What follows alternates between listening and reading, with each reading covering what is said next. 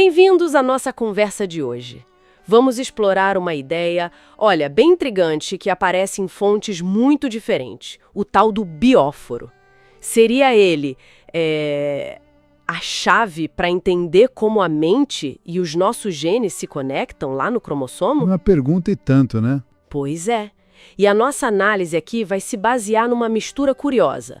Textos antigos da biologia, lá do século XIX, filosofia e até, veja bem, escritos de natureza espiritual. Uma combinação interessante de perspectivas. Exato. A gente vai investigar como esse conceito, o bióforo, surge em diferentes caminhos, diferentes buscas pela verdade, né? Incluindo essa perspectiva da fé, que para muitos é central. Vamos tentar entender o significado e a relevância dele em cada contexto. Certo. Então, para começar, o que era exatamente esse bióforo na origem? De onde veio isso? Bom, o termo, ele vem de August Weismann, um biólogo alemão lá do finalzinho do século XIX.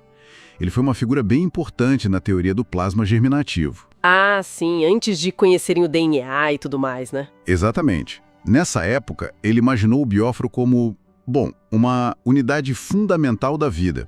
Bem pequenininha, sabe? Que carregaria as instruções da hereditariedade. Era a tentativa dele de explicar como as características passavam de pais para filhos. Entendi. Uma peça nesse quebra-cabeça da herança. Isso. Mas olha, é super importante notar. Hoje, na biologia moderna, esse termo, ele não é mais usado. É considerado obsoleto mesmo. Ok, ficou para trás na ciência. Mas a questão central, essa da conexão mente-gene, ela continua super viva, né? Como é que a ciência hoje lida com isso, então, se não é por uma partícula tipo o bióforo? Hoje, a coisa é bem mais complexa. A ciência moderna, tipo a neurociência e principalmente a epigenética, ela mostra uma interação muito, muito rica. Epigenética, sempre fascinante. Muito. Ela mostra que nossos pensamentos, nossas emoções, o ambiente, tudo isso pode sim influenciar quais genes são ligados ou desligados, entende? A chamada expressão gênica. Então não muda o gene em si, mas como ele funciona. Perfeito. Não altera a sequência do DNA.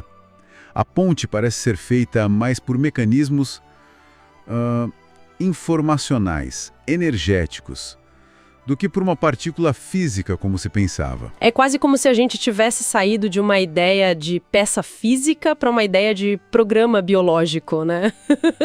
Que responde a coisas mais sutis. Talvez por isso a ideia do bióforo, mesmo ultrapassada, ainda tenha alguma ressonância. As fontes falam em algo como uma centelha de inteligência vital. Exato. Gostei da analogia do software. Poeticamente ou filosoficamente falando, o conceito toca numa intuição antiga, né?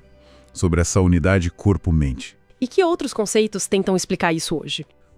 Hoje a gente tem conceitos que tentam mapear esse território. A própria epigenética, claro. Mas também ideias como os campos morfogenéticos do Rupert Sheldrake, o conceito de biocampo. E, claro, visões espirituais que descrevem corpos mais sutis influenciando o físico, como a gente vê, por exemplo, em André Luiz. Falando em outros nomes, essa ideia de unidades vitais, ela não ficou só com o Weismann, certo? Ouvi dizer que Ernst Haeckel, outro alemão da época, também falou disso. Sim. Haeckel mencionou bióforo. Também, por exemplo, na obra Os Enigmas do Universo. Só que a visão dele era mais holística, sabe? Ele defendia o monismo, queria unificar matéria, vida, espírito. Tudo numa coisa só. Entendi. Para ele, o termo se encaixava nesse esforço de descrever os elementos da vida, tentando conectar a ciência da época com uma visão mais ampla quase mística da natureza, da organização das coisas. Que interessante. E isso nos leva direto para a perspectiva espiritual que você mencionou, a de André Luiz. Nos livros psicografados pelo Chico Xavier, como é que ele usa o bióforo lá em Evolução em Dois Mundos? Aqui a coisa fica fascinante mesmo. André Luiz, ele pega o termo emprestado do Weismann, sim, mas ele reimagina completamente. Ele dá uma dimensão espiritual para ele. Como assim? Na visão dele, o bióforo vira um elo sutil, sabe? Um veículo intermediário entre o espírito, a mente, o perispírito e o gene, lá no corpo físico.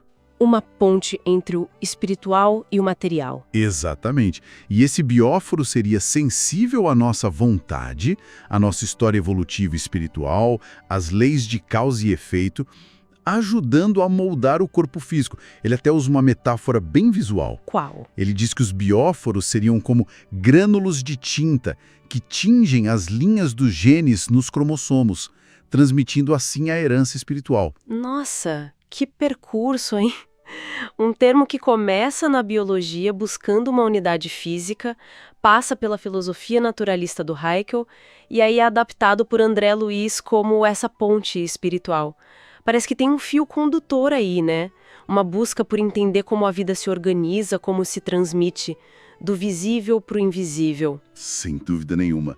É muito notável como, partindo de lugares tão diferentes, a biologia lá do século XIX, a filosofia da natureza, a espiritualidade, todos eles tentaram decifrar esses mecanismos fundamentais da herança, da vida em si. Uma convergência inesperada, talvez. Pode ser visto assim. Cada um, do seu jeito, buscou responder como a intenção, a informação ou o espírito poderiam influenciar a forma material.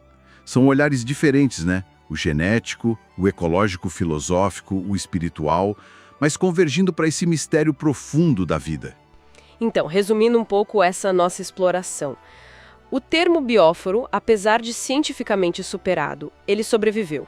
Virou uma metáfora forte e ganhou novo significado na filosofia e na espiritualidade para investigar essa conexão mente-corpo. Exato. A gente viu o bióforo como unidade biológica histórica lá em Weismann, como elemento filosófico em Haeckel e como essa ponte espiritual em André Luiz.